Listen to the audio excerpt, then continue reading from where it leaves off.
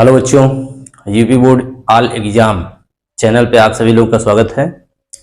इस चैनल के माध्यम से मैं 11 12 9 10 की फिजिक्स और 9 10 11 12 की मैथ के बारे में डिस्कस करेंगे और सी बहुत सी सुविधाएं इस चैनल के माध्यम से हम आपको अवगत कराने का प्रयास करेंगे। आज हम देखेंगे डायमेंशनल एनालिसिस, जिसको कहते हैं विधि विश्लेषण। तो डायमेंशनल एनालिसिस से संबंधित जो है मैं कुछ डिस्कशन करूंगा। फंडामेंटल ऑफ यूनिट, जिसको कहते हैं मूल मात्रक क्या होता है, व्युत्पन्न मात्रक क्या हो, इससे संबंधित थोड़ा सा अवगत कराएंगे कि आपको आगे चल करके जब हम बीमा बताएं तो आपको समझने में आसानी रहे। तो सबसे पहले हम देख लेते हैं मूल मात्रक क्या होता है। तो मूल मात्रक हम अच्छी तरह से समझेंगे, जिसको हम कहते हैं बेसिक यूनिट भी कर सकते हैं, फंडामेंटल यूनिट भी कर सकते हैं। उसी को मूल मात्रक कहा जाता है। तो फंडामेंटल ऑफ यूनिट्स, जिसको कहते हैं मूल मात्रक।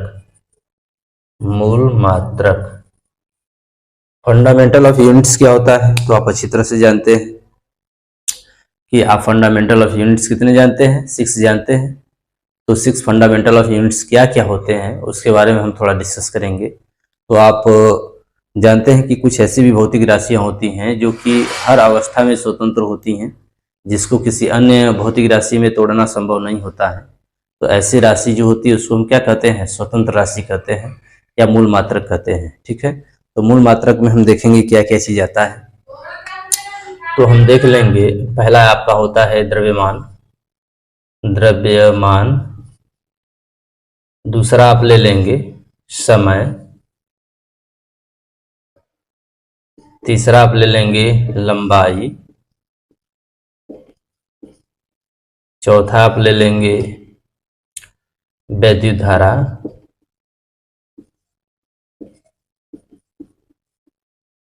पांचवा आप ले लेंगे पदार्थों के मोलों की संख्या।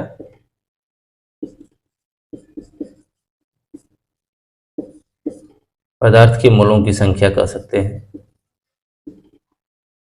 एक होता है आपका तापमान।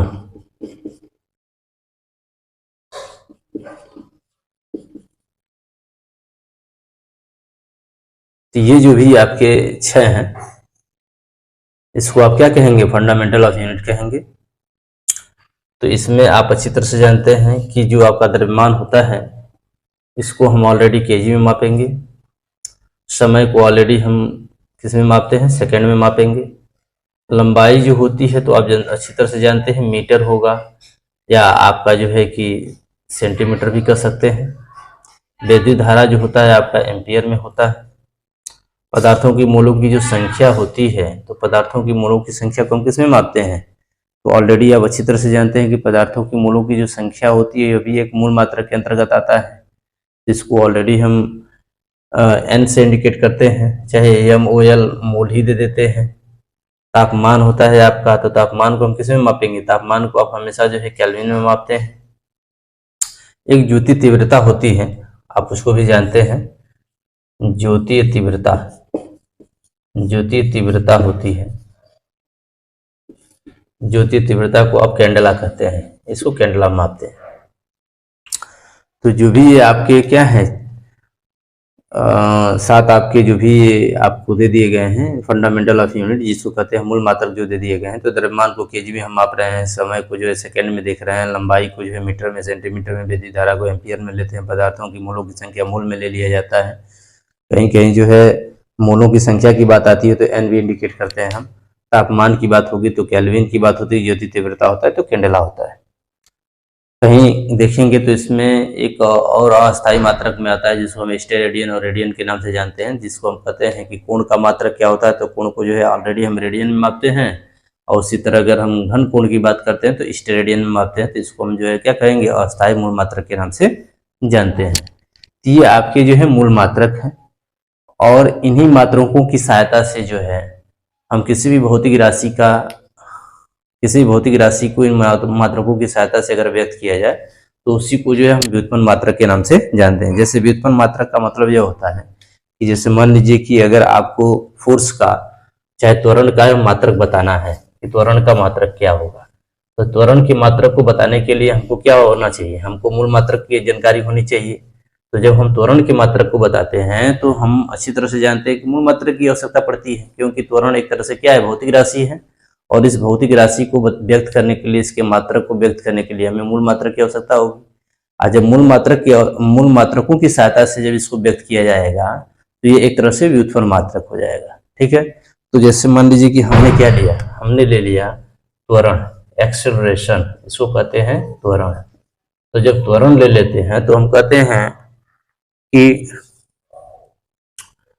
वेग परिवर्तन बटा समय, क्या कहेंगे, वेग परिवर्तन बटा वेग परिवर्तन बटा समय, ये कंडीशन देते हैं। या आप ये भी कह सकते हैं कि ए इक्वल टू होता है del V upon del T, ये भी कंडीशन हो सकता है।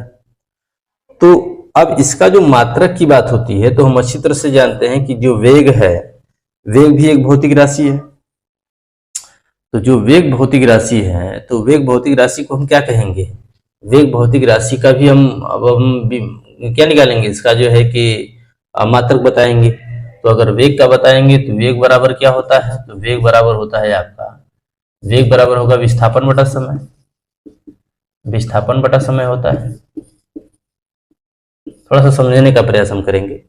तो विस्थापन को हम लेते हैं, तो विस्थापन एक तरह से क्या हो गई, दूरी हो गई। तो दूरी हो गई तो इसको हम किस में माप रहे हैं, मीटर में माप रहे हैं। समय को किस में माप रहे हैं, सेकेंड में माप रहे हैं। तो इसको क्या लिखेंगे, मीटर प्रति सेकेंड लिखेंगे, सेकेंड लिख लेंगे, या मीटर सेकेंड इनवर्स लिख सकते हैं, ये भी कंडीशन होता है। तो ये जो मात्रक हमारा आया है, ये मात्रक किसका है, वेग का है। अब वेग का मात्रक अगर यहाँ हम रखते हैं तो ये मीटर पर सेकेंड हो गया, सेकेंड इनवर्स हो गया, अपान जो है फिर मीटर, अपान जो है फिर हम जो है सेकेंड ले लिए, इसको फिर ऊपर ले जाएंगे तो क्या हो जाएगा, इसको भी metre into second inverse into second inverse लिखेंगे। तो इनवर्स इनवर्स रखा तो भी तो लिख सकते हैं कि मीटर इंटू सेकेंड -2, ये भी लिखा जा सकता है। ये किसका हो गया, त्वरण का हो गया, मीटर सेकेंड -2, ये त्वरण का आपका क्या हो गया, मात्रक हो गया। तो ये जो मात्रक आया है किसके सहायता से आया है, ये मूल मात्रकों की सहायता से जो है हम किसी भौतिक राशि का जो है मात्रक हमने व्युत्पन्न किया, या हम ये कह सकते हैं कि बनाया। ठीक है, तो जब हम जो मूल मात्रकों की सहायता से जो राशि बनाते हैं, या चाहे मूल मात्रकों की सहायता से उस राशि का जो मात्रक बनाते हैं, तो उसी को हम एक तरह से व्युत्पन्न मात्रक कहते हैं। तो ये हमारा जो है एक तरह से क्या हुआ, ये जो हमारा आया मीटर प्रति सेकेंड इनवर्स 2 आया, ये जो है एक तरह से ये व्युत्पन्न मात्रक हो गया। या कहते हैं मीटर प्रति सेकेंड -2 जो आया, मीटर प्रति सेकेंड स्क्वायर -2 जो आया, तो इसको हम ऑलरेडी क्या कहेंगे, व्युत्पन्न मात्रक कहेंगे। और मीटर प्रति सेकेंड इनवर्स ये भी एक तरह से व्युत्पन्न मात्रक ही होता है। तो व्युत्पन्न मात्रक का मतलब ये हो सकता है, कह सकते हैं कि व्युत्पन्न मात्रक एक ऐसी राशि होती है जिसे जो है व्यक्त करने के लिए मूल मात्रकों की आवश्यकता पड़ती है, तो वही एक तरह से व्युत्पन्न मात्रक होता है। तो हमको जहां तक उम्मीद है कि ये कंडीशन आपको समझ में आया होगा। अब हम चलेंगे डायमेंशन पे, थोड़ा सा हम बीमा से संबंधित बात करेंगे, डिस्कस करेंगे, इसको देखते हैं कि बीमा क्या होता है।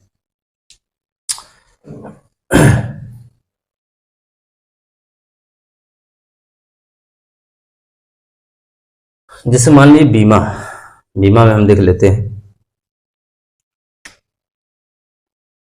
इसको कहते हैं बीमीय विश्लेषण, बीमीय विश्लेषण, बीमीय विश्लेषण, बीमीय विश्लेषण।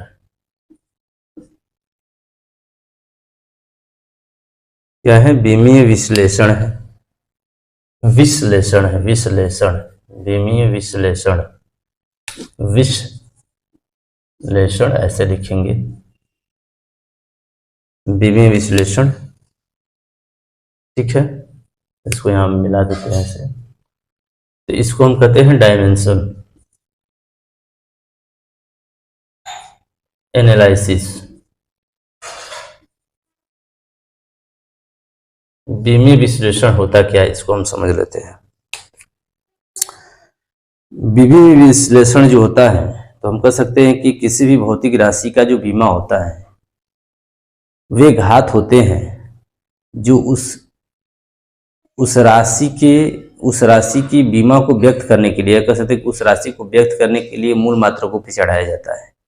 यानी हमारे कहने का मतलब यह है कि किसी भी भौतिक राशि का जो बीमाएं होती हैं, एक ऐसी घातें होती हैं, वे घातें होती हैं जो उसी राशि को व्यक्त करने के लिए उसके मूल मात्रकों पे चढ़ाया जाता है। जैसे सपोज मान के चलिए कि अगर हम क्या करते हैं, अगर हम जो है बीमा की बात करते हैं, तो जैसे हम द्रव्यमान लेते हैं तो द्रव्यमान को किस में दिखाएंगे, कैपिटल एम में दिखाएंगे, ये द्रव्यमान होता है, मास होता है। इसी तरह लंबाई लेते हैं तो कैपिटल एल ले लेते हैं, समय की बात करते हैं तो टी मान लेते हैं, टेम्परेचर वगैरह की बात करते हैं तो ऑलरेडी हम थीटा मान लेते हैं, ऐसे मान लेते हैं थीटा। ठीक है, तो ये कंडीशन क्या होता है। अब इन पे जो हमने घाते लगाई, जैसे ए लगा दी, बी लगा दी, सी लगा दी, डी लगा दी, तो ये जो ए बी सी डी ये जो भी है, ये आपका जो है क्या बताता है, ये बताता है कि उसकी कितनी बीमाएं हैं, माने उस राशि की जो है कितनी बीमा है। तो ये ए बी सी डी एक तरह से जो है बीमा बताएगा। तो जितना उस पर घात लगा रहेगा उतनी उसकी बीमाएं होती हैं। किसी भी भौतिक राशि पर अगर जो उसका हम मात्रक लेते हैं तो उस मात्रक पे जो भी घात लगे होते हैं वही घात जो उस राशि का जो है क्या मान लिया जाता है, बीमा मान लिया जाता है, डायमेंशन मान लिया जाता है। तो जैसे मान लीजिए कि हमने क्या कहा, हमने कहा कि एम जो इंडिकेट करता है द्रव्यमान को, एल लंबाई को, समय को, ताप को डिपेंड करता है। तो इसको ऑलरेडी इस पे जो बीमा हम देते हैं, तो ए बी सी डी जो हमने बीमा लगाया है, तो यही जो है ये पावर जो है ये इंडिकेट करता है कि इस भौतिक राशि की कितनी बीमाएं हैं। तो ए बी सी डी एक तरह से डायमेंशन होता है, बीमा होता है। तो इससे रिलेटेड हम कुछ डिस्कस करेंगे एग्जाम्पल के थ्रू, जिससे आपको समझ में 100% आ जाए। जैसे सपोज ध्यान दीजिएगा, अगर जैसे मान लीजिए कि अगर हमें बताना है वेग का बीमा क्या होगा, जैसे वेग हमारा होता है, वेग का बीमा अगर हम पूछें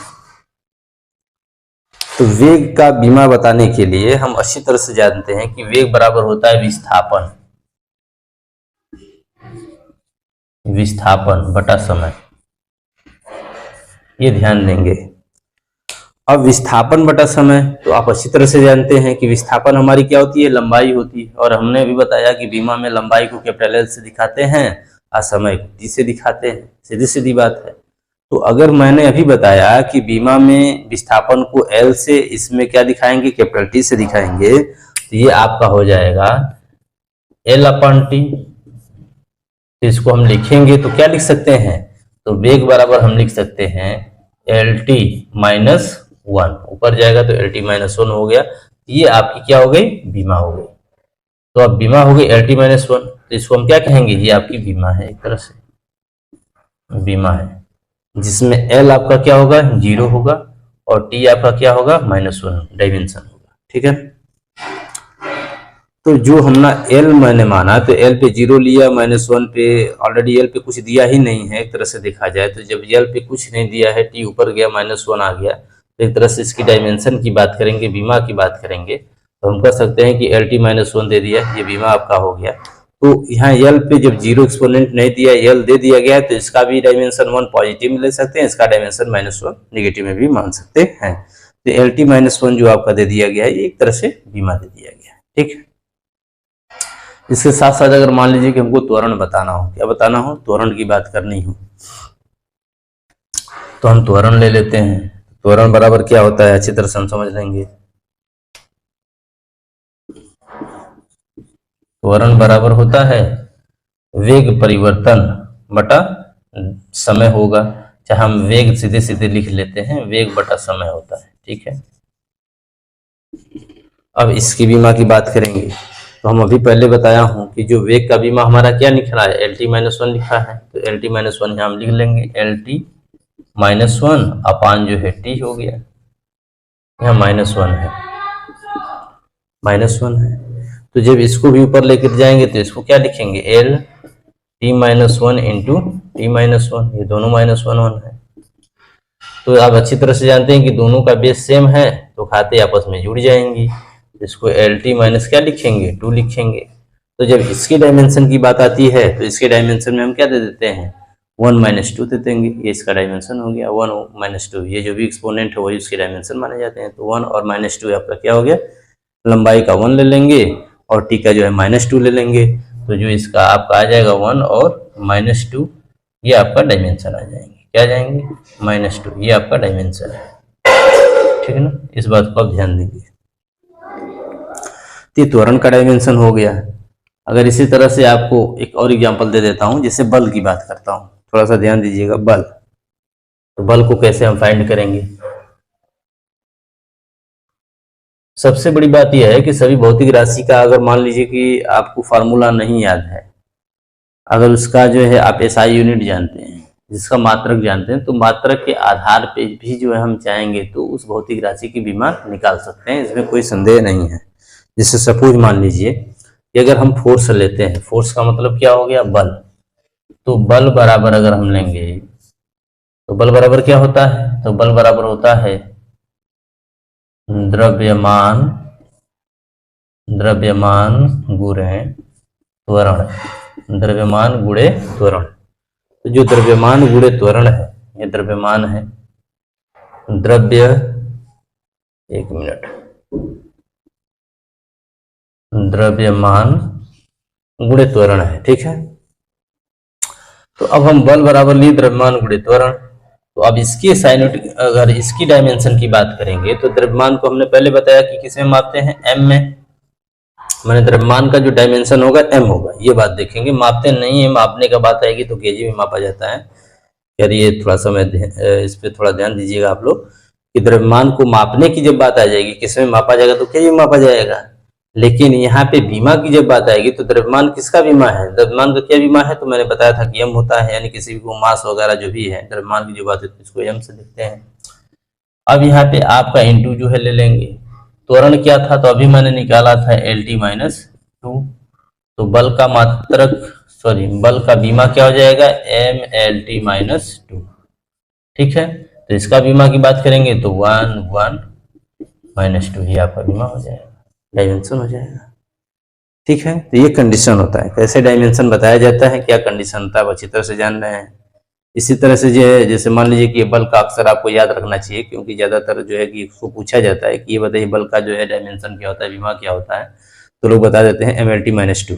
ये आपको कंडीशन याद होना चाहिए। ठीक है, तो अगर आप चाहेंगे तो इसके जो बल का जो मात्रक होता है, जिसको हम कहते हैं केजी मीटर प्रति सेकेंड स्क्वायर, तो केजी मीटर प्रति सेकेंड स्क्वायर के भी आधार पे अगर हम चाहेंगे, मात्रक के आधार पे भी चाहेंगे तो बीमा हम निकाल सकते हैं, और ऐसे भी आप बीमा निकाल सकते हैं, कोई दिक्कत नहीं है। तो हमको जहां तक उम्मीद आया कि बात कंडीशन समझ में आई होगी। एक आध दो और एग्जांपल लेते हैं क्लियरिटी के लिए।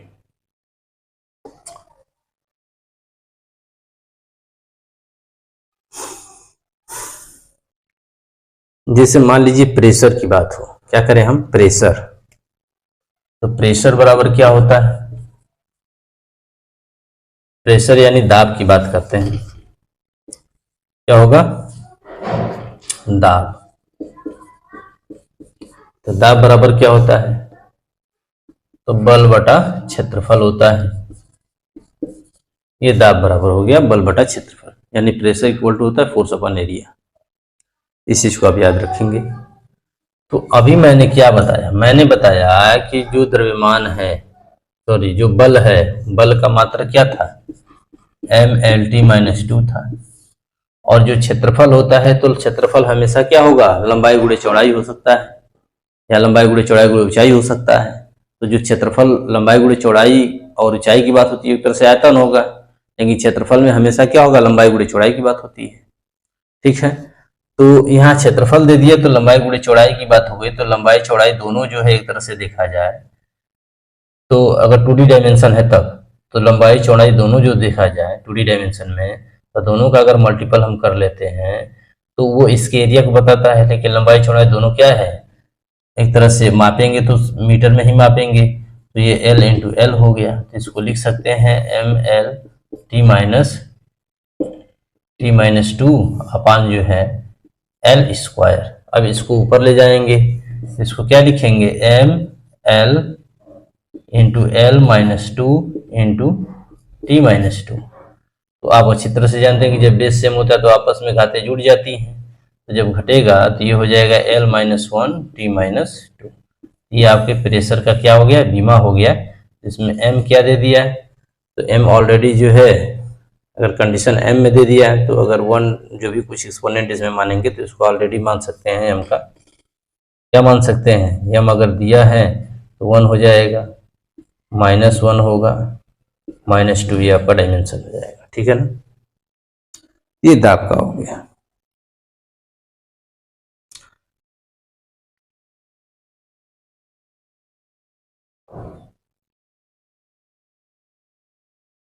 एक आध और कंडीशन हम बताते हैं, थोड़ा सा उसको भी ध्यान दे लेते हैं।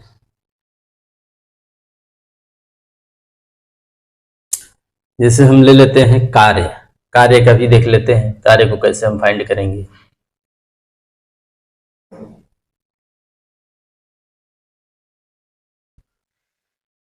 चाहे शक्ति की बात कर लेते हैं, क्या किसकी बात कर लें, शक्ति की बात करते हैं, कार्य छोड़ी शक्ति देख लेते हैं। शक्ति का क्या होता है, तो हम कहते हैं कार्य बटा समय। और कार्य को हम किस में मापते हैं, तो आप अच्छी तरह से जानते हैं कि कार्य को हमेशा जो है जूल में मापा जाता है। किस में मापा जाता है, कार्य की एसआई यूनिट अगर देखा जाए तो कार्य की एसआई यूनिट क्या होती है, जूल होती है। क्या होगी, जूल। ठीक, तो कार्य को हम ऑलरेडी अगर एसआई यूनिट के तौर पे देखेंगे तो जूल होगी, हम इसको लिखेंगे क्या, जूल बटा समय। ठीक है, एक तरह से देखा जाए तो आप अच्छी तरह से जानते हैं कि कार्य बराबर, अगर फार्मूला देखेंगे, कार्य का सिर्फ फार्मूला देखेंगे तो कार्य बराबर होता है बल गुणे विस्थापन, बल गुणे विस्थापन। तो कार्य का अगर हम बीमा निकाल लें तो ये होगा mLT-2, अब विस्थापन होगा L होगा, तो इसको लिखेंगे तो क्या होगा mL²T-2। ये आपका जो आया किसका आया बीमा, ये जो बीमा आया ये कार्य का आ गया, और यही कार्य का बीमा अगर यहाँ रख दें तो ये आपका हो जाएगा ऑलरेडी क्या चीज, mL²T-2 अपान जो है समय आ गया, तो ये भी T आपका हो जाएगा। जब ये ऊपर जाएगा तो इसको हम क्या लिखेंगे, इसको हम लिख सकते हैं mL²T-3। तो इसकी बीमा क्या हो जाएगी, ये आपका शक्ति का बीमा हो गया, कि इसका बीमा आ जाएगा 1, 2, -3, ये डायमेंशन हो गया इसका।